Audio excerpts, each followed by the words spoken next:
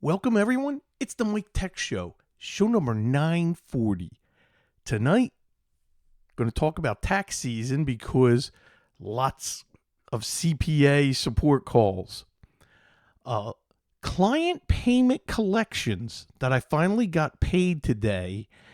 And boy, what did I have to go through to get paid? And there's no reason. Some networking solutions that my son resolved that has been bothering a client. Manual email migration I'm finally doing next Tuesday with the help of my son, and a stack of listener email. But first, I want to talk about March in Florida.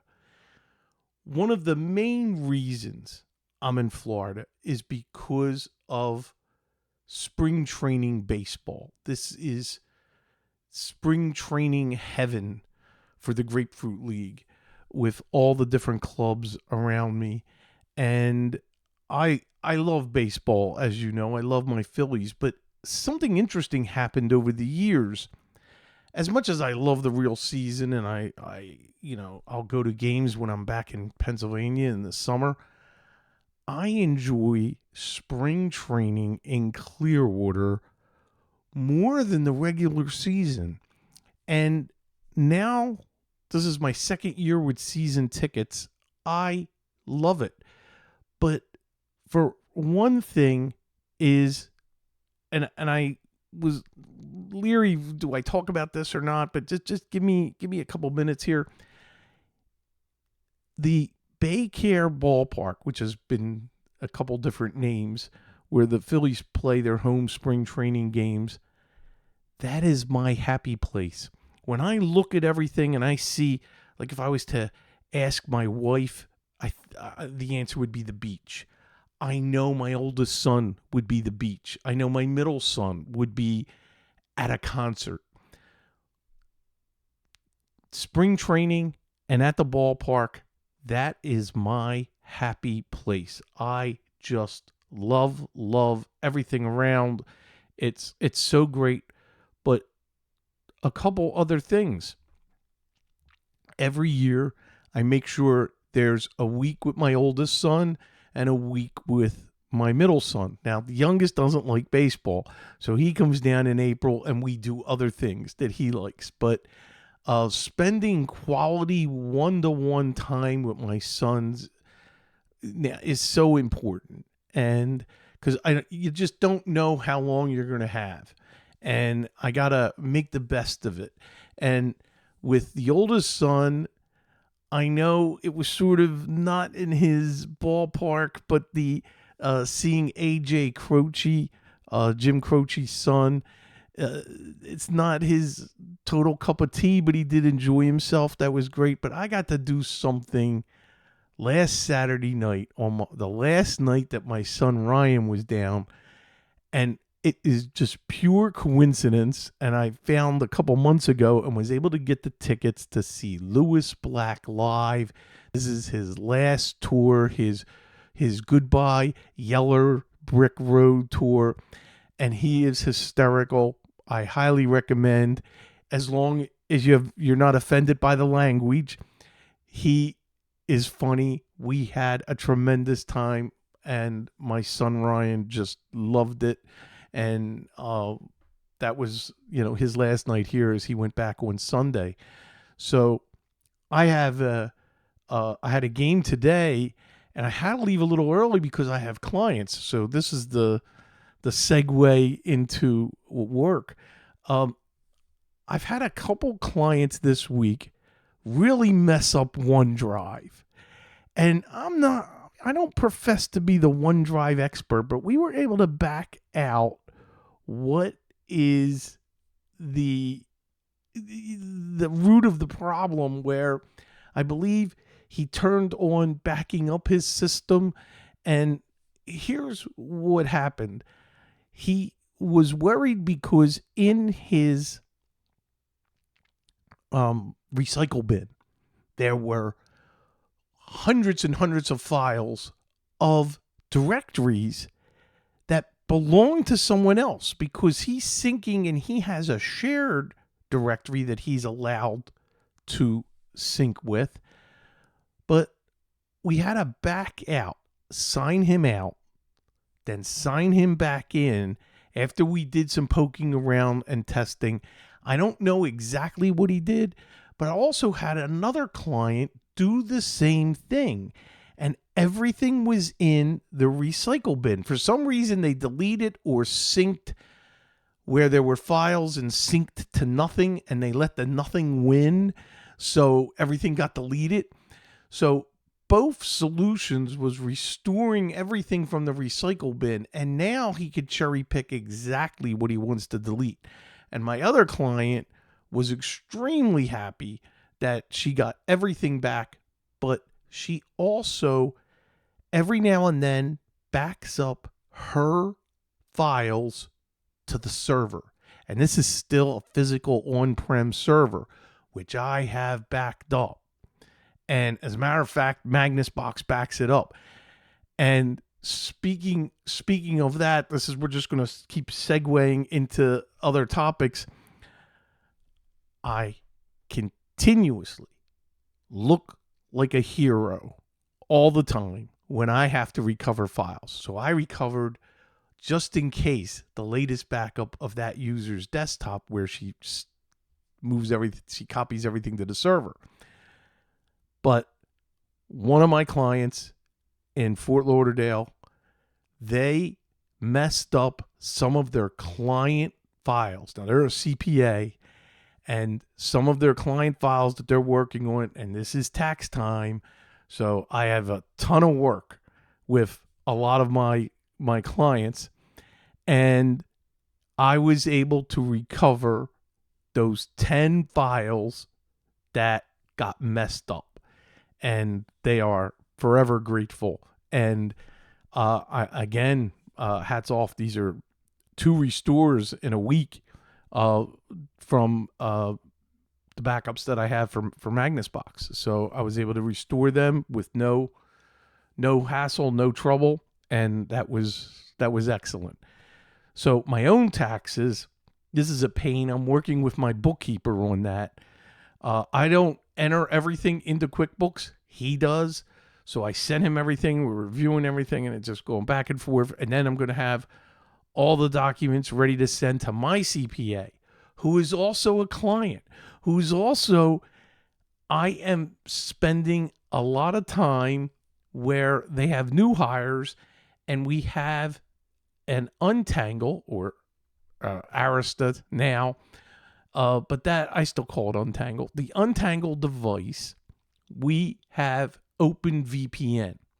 And then we have one peer box that is used for the CCH program that they're doing scans with for the taxes and processing. And they go across the VPN and connect. So I have to have a hosts file that needs to be copied onto any system that they need the VPN. I have to create the login for them, that file, and then, of course, download and install the OpenVPN client and then test that they can get to the server. So I have clients that this year, the connection to the server got messed up because of Windows 11 updates. So I'm going through that, fixing them, setting up the VPN. Then I have another client that just continuously causes problems. They're self-inflicted wounds, and my son fixed one of them this morning because I texted him and I was like, "Look, man, I'm getting ready to go to the Phillies game today. Can you take care of them?" And he was able to fix that, and that's usually very simple user errors where they unmap their drive to the server, or they would they lost their icon and they don't know how to find the program. This is an older CPA. Next, another CPA that I have, that their software had to download the 2024 programs, and this is ProFX series for engagement and taxes. Now, the taxes is fine for 2024, but if you need what they call the laptop version of 2024, so you can work offline at home, and then when it comes back, when they dock and come into the office, it'll sync. That's not working, and I got a ticket still open where they know this is a known problem, and I'm like, well, they're running out of time. When are they going to fix this? So I have to, beat up Waller's Cooler, a little more for tech support for that. So I just wanted to outline some of the things that we're constantly working on. And tax time, I'll get calls on a Saturday, on a Sunday. Now, speaking of Sunday, I try not to do work on weekends when we can. Sometimes server maintenance and things like that you have to do. Well, this Sunday, I have a Zoom call for a potential new client that's a landscaper that was a referral from someone. And we scheduled it for next Wednesday, but one of their persons, the main person that's going to be running the company now, couldn't make it. So they asked me, hey, can we do something over the weekend? And I'm like, sure. So 2:00 on Sunday, I got a Zoom call. And hopefully my son can make it because he's got plans. He may be joining via the phone because I want them to meet him also. So, we'll do whatever it takes.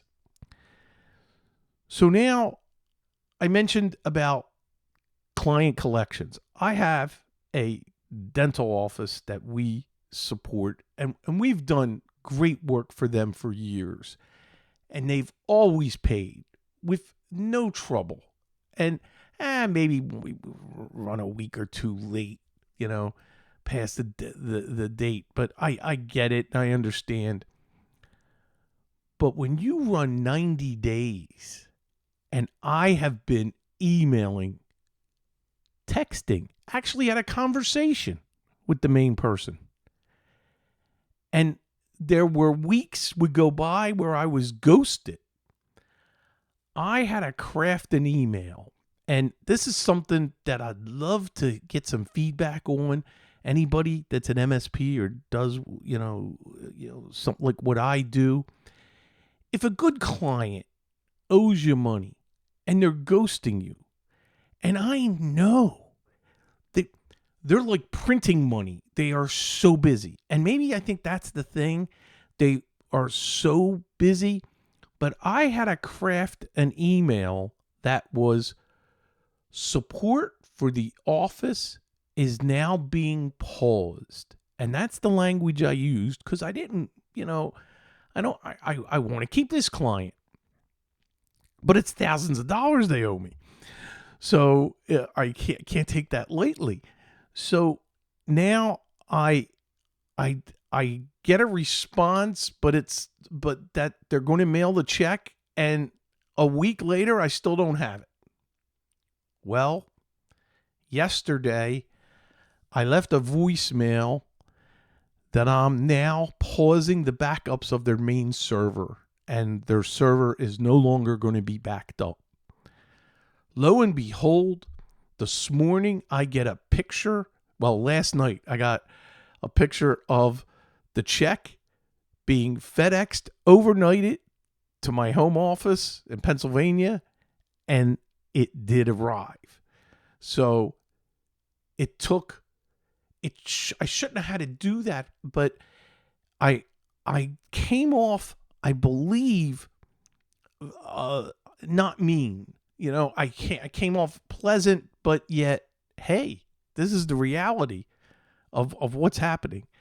So, as coincidence would have it, this morning, we get a call. Now, I already know the check's on its way because I got notified from FedEx that it's coming. And nobody's getting email. Now, this is a complete coincidence, and they are Exchange hosted on SureWeb. And the first thing I thought of, credit card expired, and that's exactly what happened. And we got the credit card updated, but I was able to help them. So that, I mean, they know this is we are vital to the success and the operations, and and my son and I are always there and available. But this was the longest and roughest I had for. Well, I won't say the roughest for client collections, because I have lost over time two clients that we had to cut loose because they wouldn't pay, and luckily they weren't that big, but they were, and it's funny, one was a dental office that we had to cut because I just, they wouldn't pay. So I wanted to describe that, and email me, miketechshow@gmail.com, if you have some collection stories where I will mask the names. If you want to just let me know what you did and how you went about getting paid. We have a real estate agent and title insurance company in a big office, and we do on-site maintenance once a quarter. Now, we have remote access for everything, but they like to see us, and so my son will literally drive out. It's over an hour to drive, and will literally manually touch every system, take care of any problems that has come up. But we've had sporadic different IP addresses showing up. This has been an ongoing problem. And then really recent, we have the wireless and the Wi-Fi on one of the floors stopped working. So these were priorities for my son amongst a whole list of other things. So he really went on site to trace and figure out what is going on. He found a router in the basement that we had nothing to do with. And this was connected to the network, and it was for the phone system that got replaced and updated, and never a conversation with us. So we didn't even know that happened. And this is about the time when they started getting the wrong IP addresses. So my son got the contact information for the phone company. They turned off DHCP because we let our DHCP, supply everything. And we gave them an internal static IP address. That fixed that. Now, it's harder to find the device than it is to solve the problem. So we got very lucky there, where there was a piece of equipment that, wait a second, this isn't ours. The next one, our Asus router on one of the upper floors, somehow someone unplugged it from the network. So clearly you're going to connect to the access point, but then have no network access. So once he discovered that, and then let everybody know, hey, just leave this alone, don't unplug it. So a little education, and that fixed that. So, all right.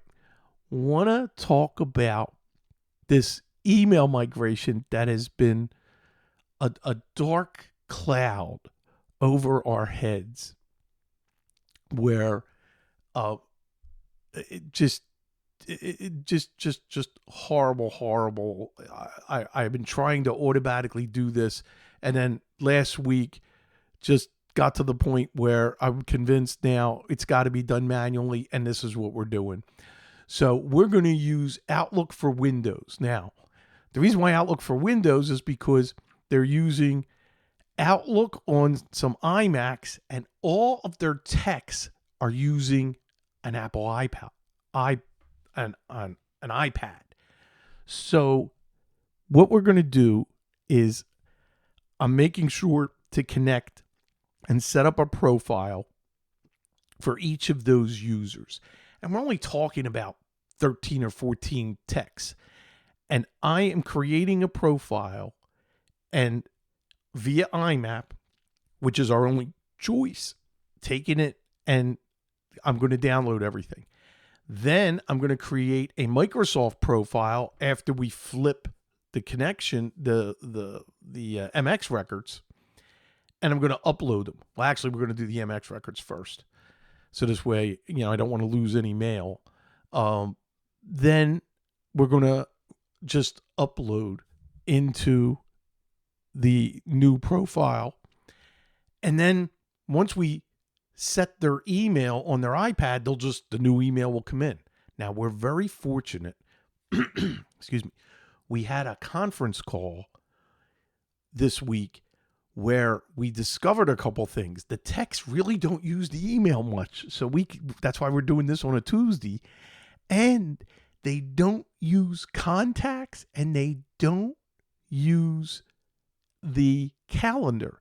So Jason, what you addressed about the IMAP is perfect. They don't use them. So this is going to be great. Now, with the IMAX, what my son's going to do is he's going to be on site. I'm going to be remote. We're going to easily just export all the mail, set up the new profile, import all the mail, and that's it. And there's only a half a dozen, and we should be able to nail that pretty quickly. So we can take our time Tuesday after hours as we take each profile and start uploading it to Microsoft. We could take our time, take all night. I mean, we're not going to take all night, but my son and I will divide and conquer. I should be able to do multiple profiles at the same time. I'll use my laptop, my desktop, and I'll use one of the test systems. So I can be uploading test system in Pennsylvania. So I can do 3 profiles at a time. My son can do 2. We're not going to be that long. And since they don't use mail a lot, it's going to be very small amounts. So we're very lucky. And hopefully next Thursday, I'll be reporting back that this is done. So lots of new system deployments, desktops and laptops. And yesterday, my son for a law firm had 2 desktops. He's working on 2 laptops. He's finishing up for 2 separate clients that they're going to get shipped out tomorrow. So he has been just so incredibly busy. I have him scheduled for so many things now that it's hard having baseball season. That's why I brought it up. I want to enjoy baseball for the spring training, but if my son's on site like today and busy and I'm getting calls for things to fix and I'm trying to move them to 4:00, and then today's game was going longer, so I had to leave in the 6th inning because as much as the games are important to me, certainly clients come before all of that. So, family, work, then pleasure. So that's how it has to be. So I was able to get back and take care of a few things. Now, Taz, yes, he's saying about prepay.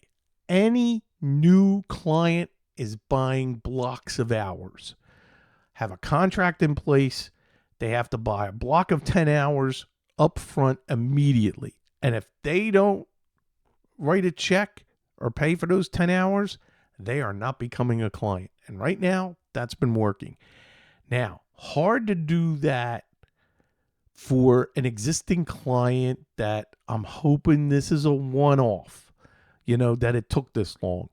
If something happens again, then yes, we're going to go into where they absolutely have to prepay, and add late fees, which Taz in the chat just mentioned. That's something we don't do. We have been very, very, very nice and not applying late fees. So that's something else I want to hear from you. Anybody that's doing this, what is your process? What's the late fees? So again, I'll put that all together and then talk about it in a later show from what I receive from listeners. So I have a note here that's something that's just bothering me. Now, you know how it used to be you would get crushed with upgrading your car warranty. I mean, I couldn't take it anymore. There was so many different emails and the phone calls and the spam calls. It was ridiculous. They have all stopped. You know what I'm getting now? Calls and emails that I am pre-approved for funding for my business. And I'm like, are you kidding me? I am I don't want any new funding. If I don't answer, you know, an email came in the other day and I'm blocking them, and I'm sending them to junk. And by the way, I get for funding, and the reason why I'm bringing this up is I get 75 mail emails a day on a scam, on trying to, give me, I've been approved for 500,000, for 400,000, for 75 emails a day. I know this because they're going to the junk folder, and I'm adding them up, and the junk folder just keeps growing and growing and growing as I empty them every couple days. I empty that folder. I don't get it. And one of them I seen, it's like, I've sent you 6 emails, so I don't know why you're not replying. I mean, really? I don't. If I don't reply, I'm not interested. I guess there are people that are replying, and it's the only way that these things continue is they must be profitable. There's a way that they're making money on this, and I don't respond at all, so that's why I don't understand. And you can't click unsubscribe for any of those. So it's amazing how they're not rotating emails either. It's the same people, the same companies trying to do this, and it's just aggravating. Okay, let's get to a couple show emails, and we're going to get with first 2 emails from Bill, and this is a drive format. Hi, Mike. Quickly, I always formatted data drives with REFS so they would self-heal. Last I knew, that cannot be put on the boot drive. I also never made a boot drive 1 terabyte like you did. Oh, I always do now. Because for things needed to the boots to boot the server. With a server, log files have become outrageous, and there are so many other files. Anytime I was less than a terabyte, I have regretted it over the past. So a terabyte for my boot drive on a real server, and then multiple terabytes or whatever I need for the data drive. But Bill, thank you very much. Bill sent me, and I'm not going to go through the whole call, but he played with a spammer. And here's the thing. They identified themselves as Microsoft support, and I'm going to get to the punchline where he's like, they ask, is your device off? No, the door popped open. And they's like, the door? Is there a disk inside the door? No, there's a burrito. And the not Microsoft support person says, why is there a burrito in your computer? And he says, he replies, I thought you said this was microwave support. So I thought that was funny, and I thought you would get a kick out of that. I don't have the time. A friend of the show, Winston Wolf, he does this. He sets up a honeypot and plays with them, and he's done great recordings of that, figuring that the longer he spends with that person, that's less people that they'll get to scam during that time. I just don't have the time to play with them. I would love to. I just hit the button, I click. and when I get the calls like that, and there has been an uptick of calls. The Skype announcement. This was from Brian. I just noticed that you said on your last show that Skype will end in 2026. I believe that it is in fact in May 2025. Brian, thank you very much for that update. So Skype gone. Publisher gone. I have clients that use Publisher. So I got to go through that and definitely ask them, or start helping them migrate to something else, like doing it in Word, doing it in PowerPoint, finding out exactly what are they doing in Publisher. This is from Douglas, who is in the chat. I acquired a large number of scratched CDs, DVDs from my previous employer and want to locally sell the repaired discs after repair. I'm looking for recommendations for a free or inexpensive e-commerce platform I can use to put up a listing without having to rely on Facebook posts, staying visible. Craigslist is of little to no use locally. I do not currently have any hosting. Any thoughts or suggestions? Please send me suggestions so I can forward to Douglas. My thing is, okay, if you don't have any kind of e-commerce for locally, what about, and I know you've done work for a church, what about church bulletins? What about local vendors going old school and posting up a sign with your phone number? Just ask to, hey, can I post this up? Maybe barter some computer help or whatever to kind of go think of. I'm thinking of this kind of old school marketing and putting up, getting a flyer out there, getting, just I wanted to plant that seed just in case. And if anybody else has, and I don't know of any e-commerce that is inexpensive or free. So, that would be wonderful if you can let me know if there are any, and I will pass that on to Doug. That is it for tonight's show. I can't believe we did over a half hour because I thought, boy, do I have enough material here for tonight? And I obviously do. So that's it. Remember, everything is at MikeTechShow.com. You can check out the videos on YouTube, and please click subscribe when you're there. And that's Michael Smith, MTS. And please don't forget the donate button at the main website to help support the show. I really appreciate it. Thank you so much for staying subscribed and listening and watching the show. I really appreciate it from the bottom of my heart. That's it. See you next week. Same time, same channel. Bye-bye.